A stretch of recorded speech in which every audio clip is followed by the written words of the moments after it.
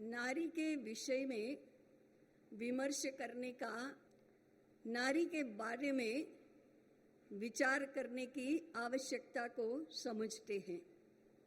तो अब विचार करते समय थोड़ा आगे बढ़ना, थोड़ा व्यापक संदर्भ में विचार करना, थोड़ा गहराई में जाना, थोड़ा मूल में जाना और थोड़ा करणीय क्या है और हम वह कैसे करेंगे, ऐसे सारे संदर्भों को लेकर विचार करना प्रस्तुत होगा।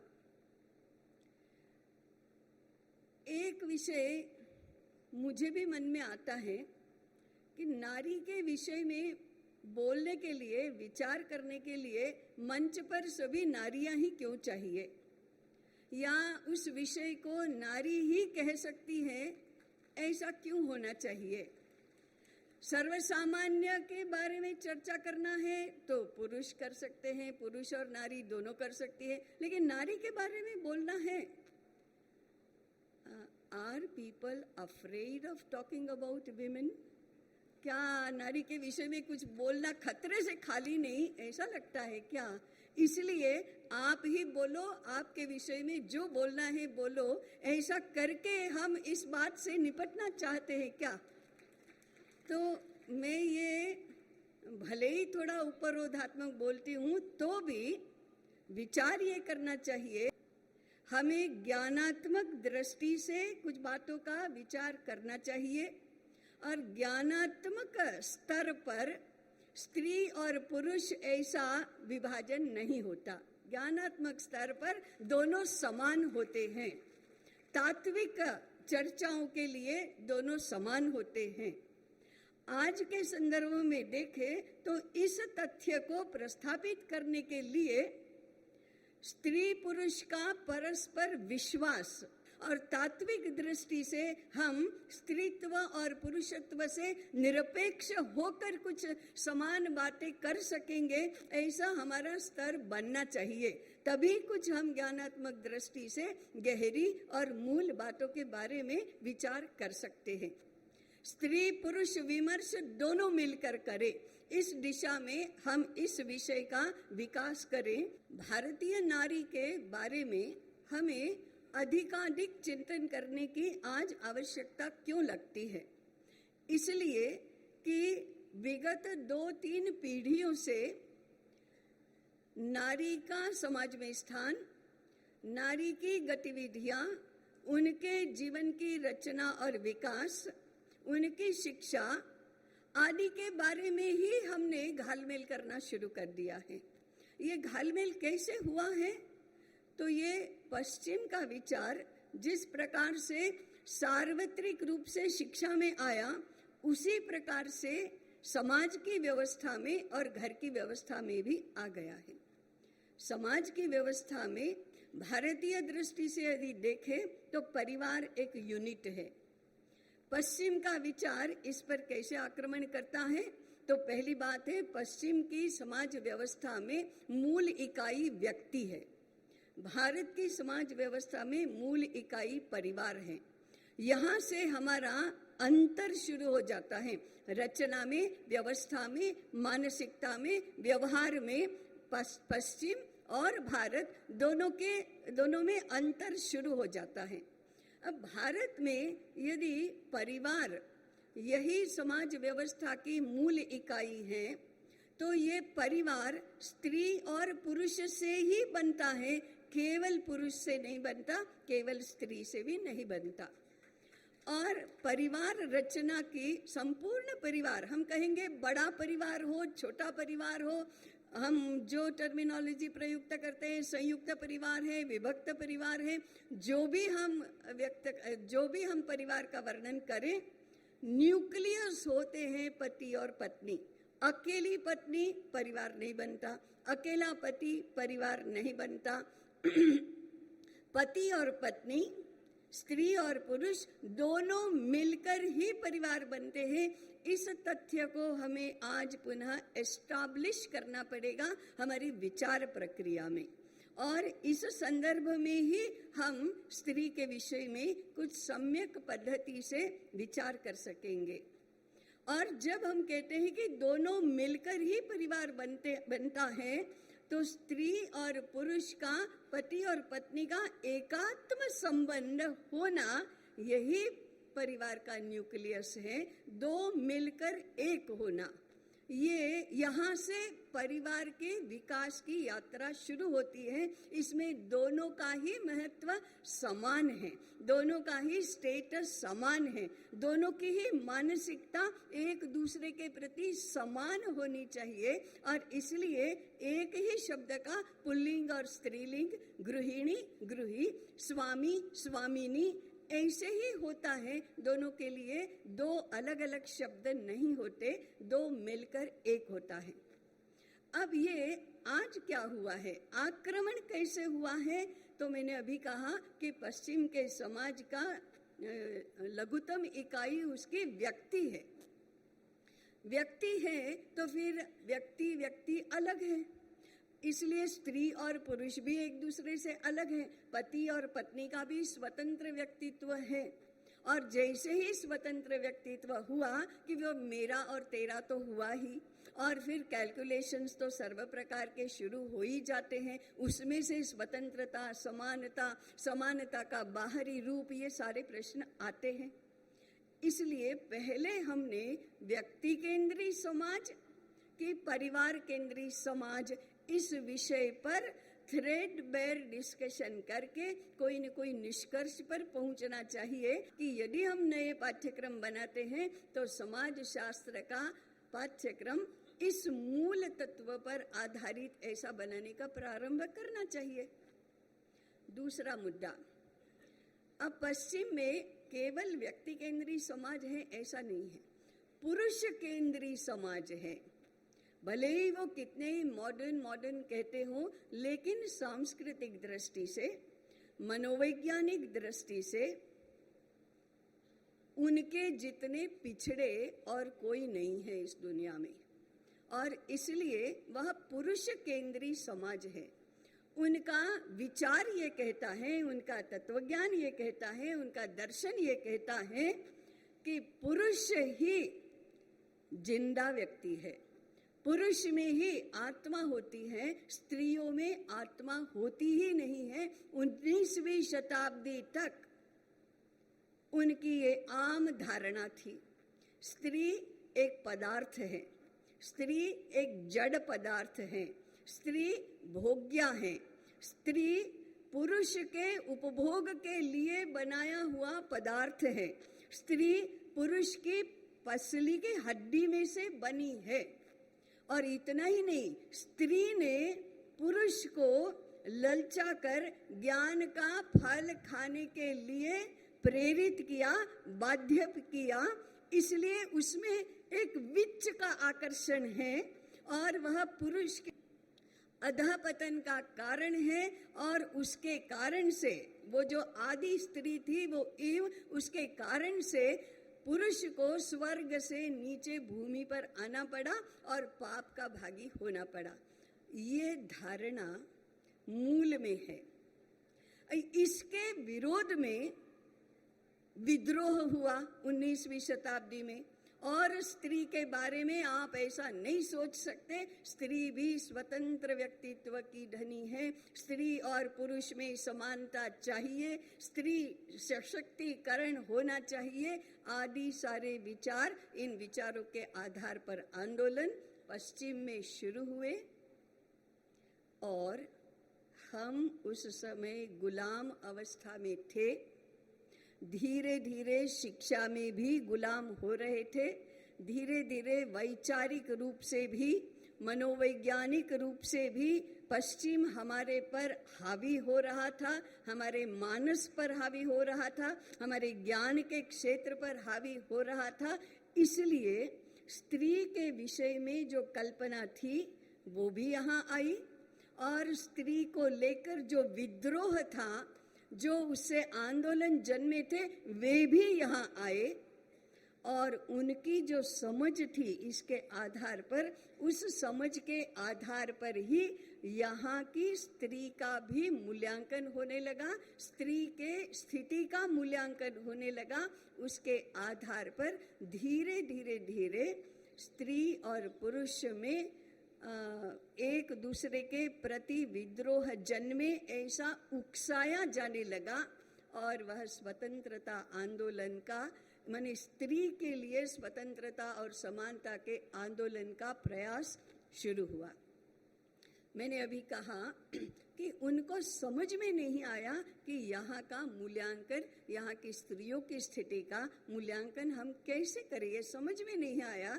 उनकी समझ के अनुसार वे बोलने लगे और वे जो बोलते थे वही हम भी बोलने लगे। वो क्या बोलने लगे?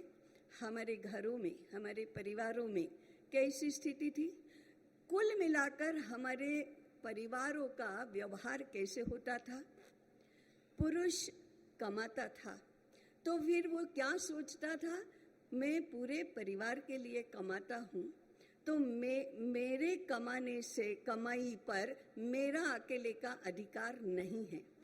छोटे बच्चे, उनका अधिकार पहले है। वृद्ध माता पिता, उनका अधिकार पहले है। मेरी पत्नी, मेरी बहन, उनका अधिकार पहले है।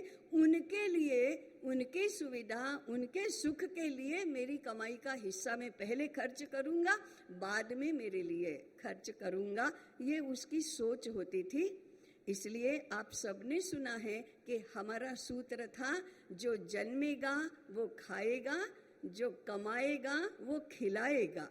इस आधार पर हमारा परिवार चलता था और इस परिवार भावना के आधार पर हमारा समाज भी चलता था। उसी प्रकार से घर के लोगों को खाना बनाकर, भोजन बनाकर खिलाने का काम घर की माता करती थी। तो वो क्या सोचती थी, क्या, अरे इनको ये अच्छा लगता है तो ये बनाओ, इनको ये खाना पसंद है, इनको ये इनके लिए ये बनाओ। और बहुत अच्छा खाना बना तो लोगों को, सबको आग्रह कर करके खिलाओ। मेरे लिए नहीं बचा तो कोई बात नहीं, आप खा लीजिए। खाने से आपको जो आनंद आता है उससे भी अधिक आनंद नहीं खाने से मुझे आएगा। मेरे लिए नहीं बचता है तो कोई बात नहीं, मैं सुबह की रोटी खा लूंगी, अथवा मैं खाली दाल चावल खा लूंगी या रोटी सब्जी खा लूंगी। ये भावना थी। और ऐसे उसको भोजन बनाने का काम तो बहुत होता था, वो चाव से बनाती थी, वो अच्छी भावना से बनाती थी, लेकिन खाने के लिए कभी कभी कम भी पड़ जाता था तो उसको चिंता नहीं होती थी, उसको बहुत संतोष होता था।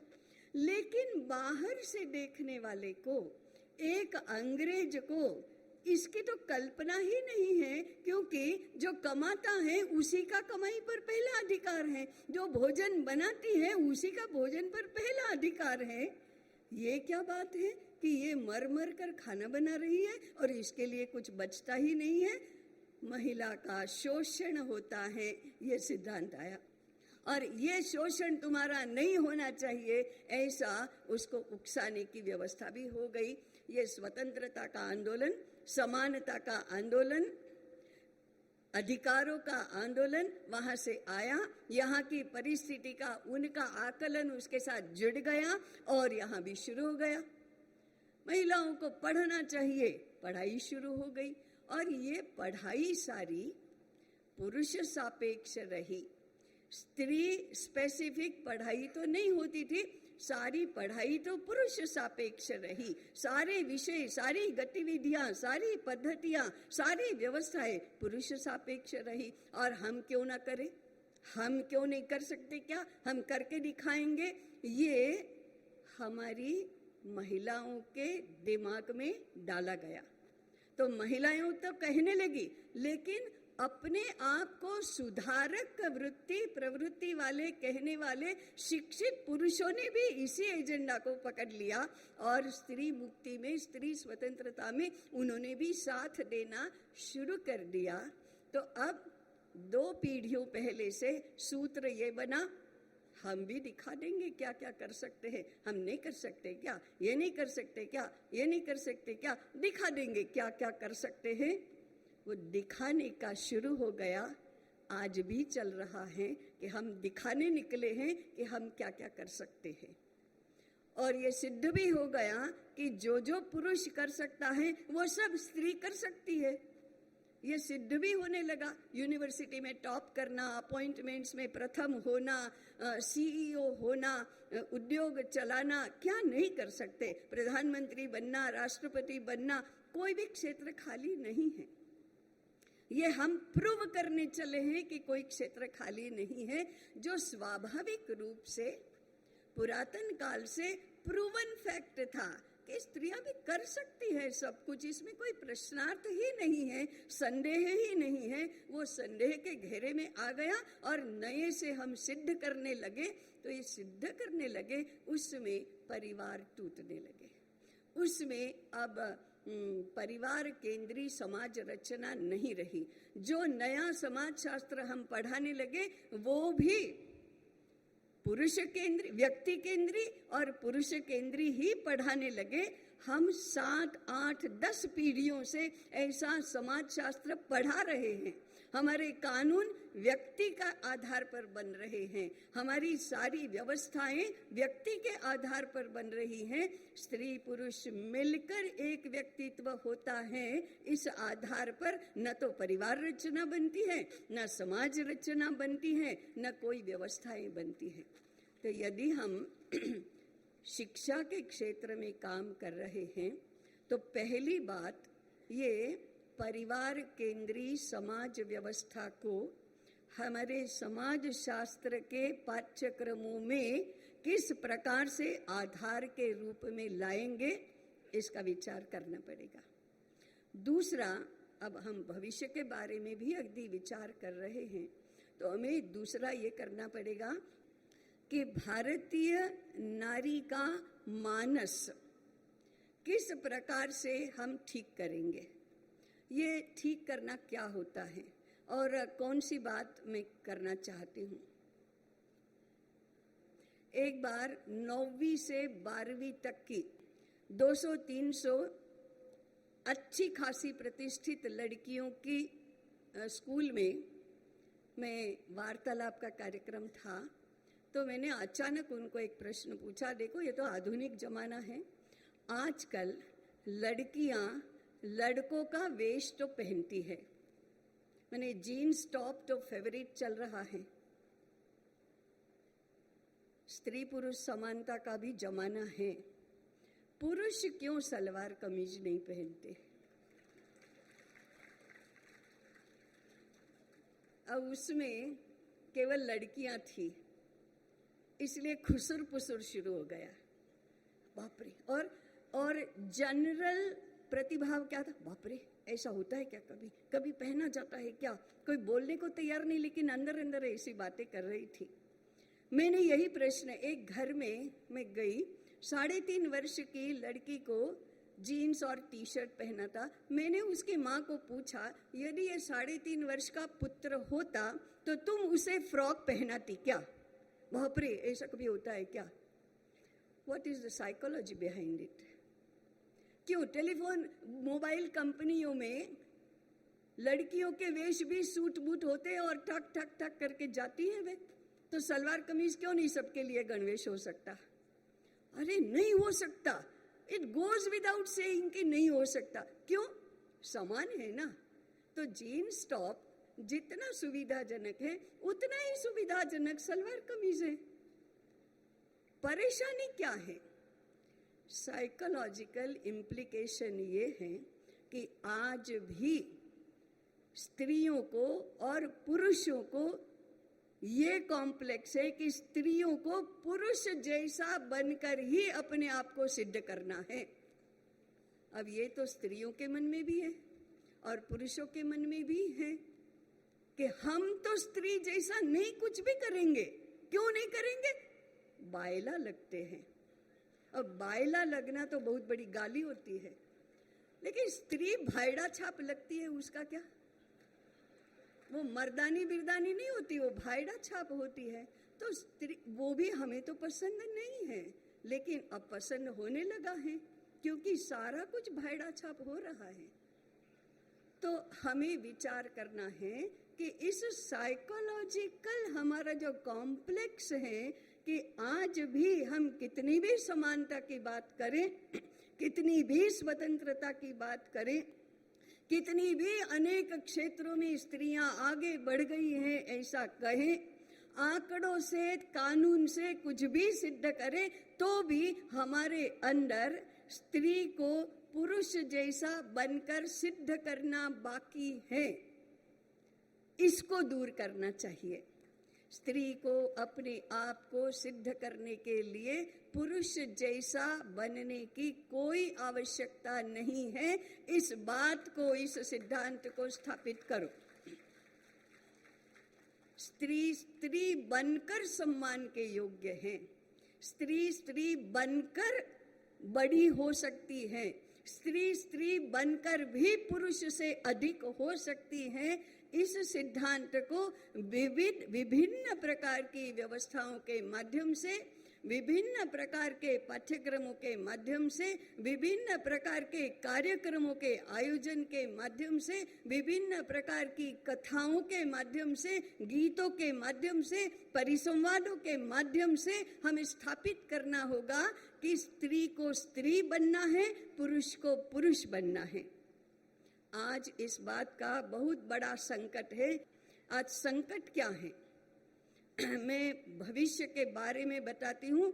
भविष्य में हमने परिवार को और समाज को और उन दोनों के माध्यम से संस्कृति को कैसे संकट में डाल दिया है, ये केवल हम मनोवैज्ञानिक दृष्टि से विश्लेषण करके उसकी ठोस उपाय योजना नहीं करते हैं। इसलिए जेनेटिक साइंस के रिसर्चर्स कहते हैं कि आज की युवतियों और युवाओं की फर्टिलिटी काउंट डेंजरसली गिर रहा है।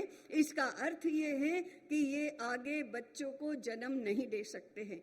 अगर जन्म दे सकते हैं तो बहुत कष्टदायक का होता है पूरा 9 महीने का प्रवास, और वो दवाई खाकर ही जन्म दे सकते हैं। परेशान होते हैं। सीजरियन ऑपरेशन के बिना अधिकांश जन्म नहीं होते, और ये जन्म से ही ऐसे बालक शारीरिक मानसिक दृष्टि से दुर्बल होते हैं। कौन से भविष्य की हम बात कर रहे हैं?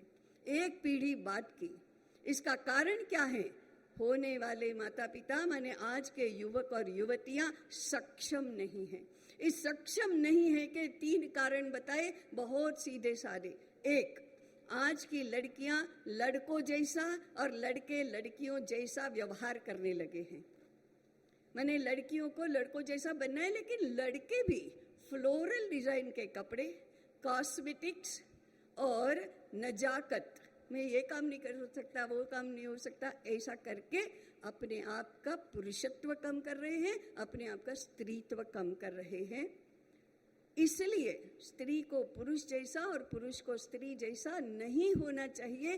From genetic to spiritual level सभी स्तरों पर स्त्री को स्त्री और पुरुष को पुरुष बनाने की व्यवस्था हमारी होनी चाहिए, और वह घरों में होनी चाहिए, विद्यालयों में होनी चाहिए। दुर्भाग्य से आज घर इस लायक रहे नहीं हैं, क्योंकि माता पिता को माता पिता बनना सिखाना हमने 2 पीढ़ियों से बंद कर दिया है। विद्यालयों को, शिक्षा क्षेत्र को इसकी जिम्मेदारी लेनी पड़ेगी, तभी 2 पीढ़ियों बाद का हमारा परिवार और समाज सांस्कृतिक दृष्टि से स्वस्थ समाज बनेगा।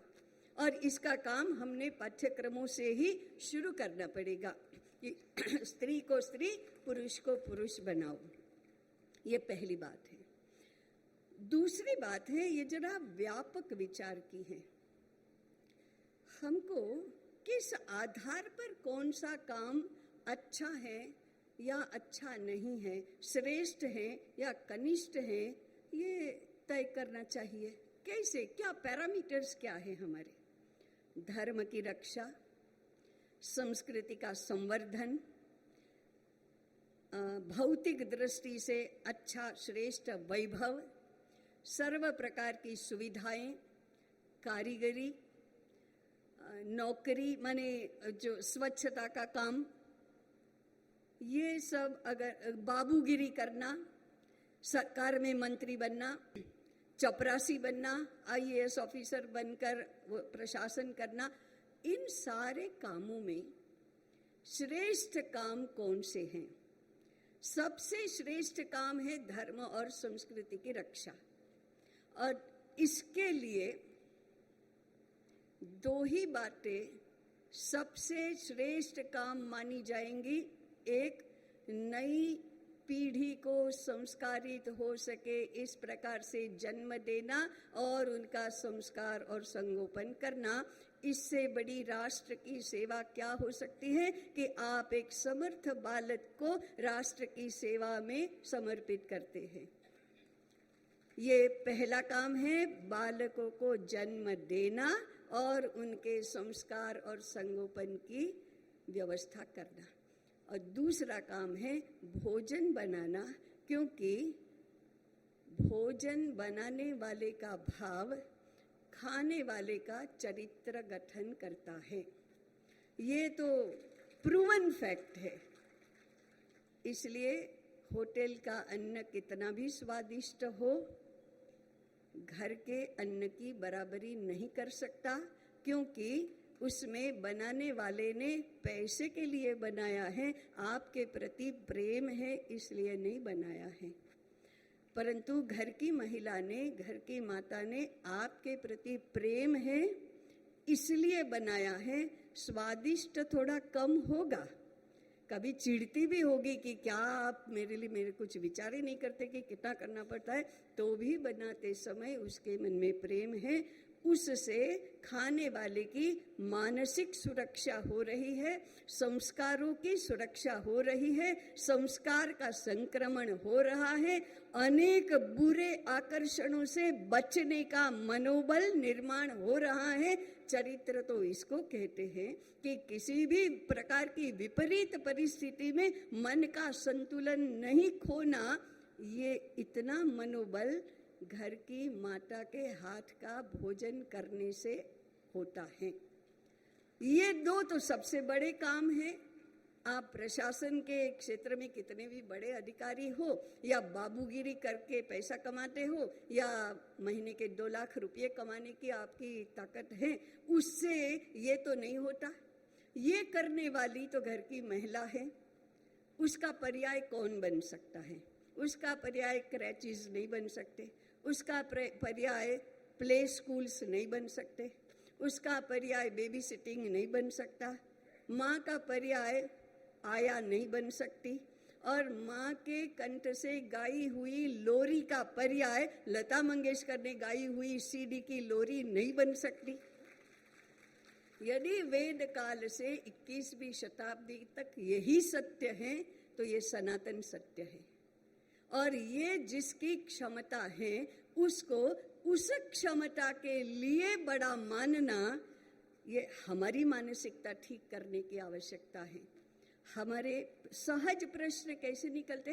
वो पीएचडी कर लिया तो भी नौकरी नहीं कर रहा है, क्या बात है? पीएचडी कर लिया, घर में रोटी बनाने का काम करते हैं। मुझे कभी कभी पूछते हैं, मुझे कभी रसोई में देख लिया तो लोग पूछने लगते, आपको रोटी बनाना आता है? अरे वाह! पढ़ने का और पीएचडी करने का, अधिकारी होने का, कुलपति होने का, रोटी बनाने से विपरीत संबंध क्यों बिठा दिया हमने? जो नौकरी नहीं करती वो महिला भी कहती है, क्या करती हो? मैं कुछ नहीं करती। अरे पढ़ लिख लिया और कुछ नहीं करती, क्या करती है वो? खाना बनाती है, बच्चों को संस्कार देती है, घर के सब लोगों की रक्षा करती है, संस्कृति का संवर्धन करती है, धर्म की रक्षा करती है, आपको उल्टे रास्ते जाने नहीं देती, जाने से रोकती है, और फिर भी वो भी कहती है मैं कुछ नहीं करती, और बाकी लोग भी कहते हैं कुछ नहीं करती। हमें अपनी मानसिकता को ठीक करना पड़ेगा, और हमारे ये जो बोलने की पद्धति है, विचार करने की पद्धति है, दृष्टि है, उसमें परिवर्तन करना पड़ेगा। और वो कुछ नहीं करती में सब कुछ करना होता है और बहुत अच्छा करना होता है, ये करना पड़ेगा। कभी कहते अरे तो फिर इतना पढ़ लिख क्यों लिया? प्रश्न शुरू ही करना चाहिए कि इतना क्यों पढ़ लिखते हैं हम, क्यों पढ़ लिख कर क्या प्राप्त करते हैं।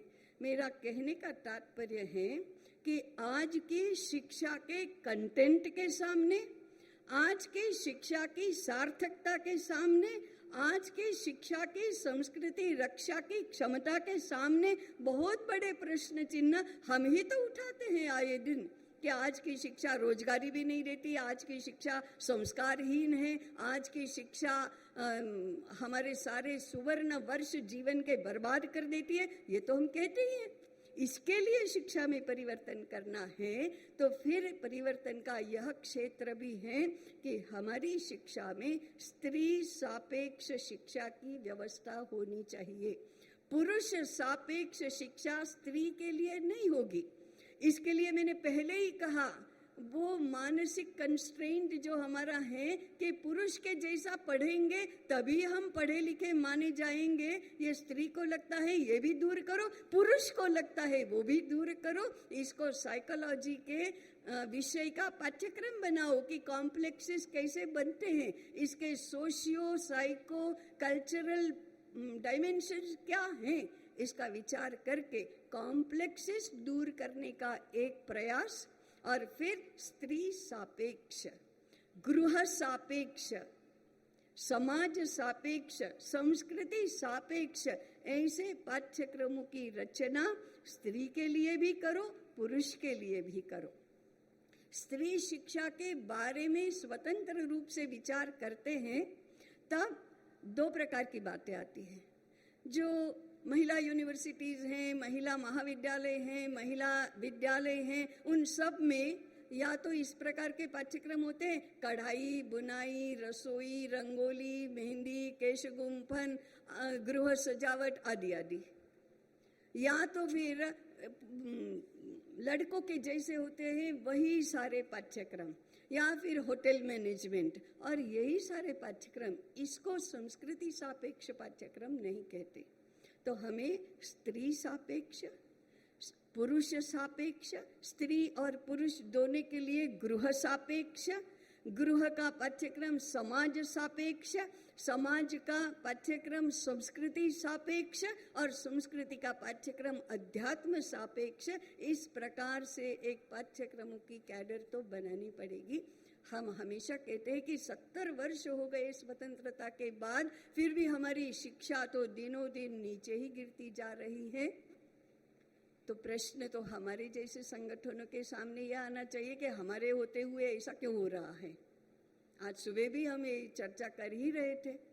तो हमको ये दिशा बदलनी चाहिए और तभी जाकर इतने व्यापक संदर्भ में हम स्त्री विषयक चिंतन शुरू करेंगे। तो ये स्त्री सापेक्ष पाठ्यक्रम क्या होते हैं, स्त्री का व्यक्तित्व विकास क्या होता है, उसके समान समान पुरुष का व्यक्तित्व विकास क्या होता है और पुरुष का स्त्री सापेक्ष विकास क्या होता है, स्त्री का पुरुष सापेक्ष विकास क्या होता है, दोनों का मिलकर परिवार सापेक्ष विकास क्या होता है और परिवार का, ये मैं फिर दोहरा ही रही हूँ, संपूर्ण समाज व्यवस्था के सापेक्ष क्या होता है।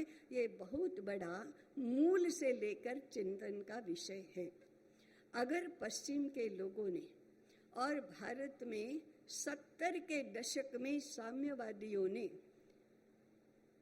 यूनिवर्सिटीज बनाकर, मैंने में JNU 69 में बनी है, ICHR 69 के बाद उसी समय में बनी है, कांग्रेस लघुमती की सरकार थी, उसको सपोर्ट करने के बदले में साम्यवादियों ने ये संस्थाएं बनवा ली हैं और उसके माध्यम से सबसे अधिक आक्रमण यदि किया है तो समाज शास्त्र और सांस्कृतिक विषयों पर ही किया है।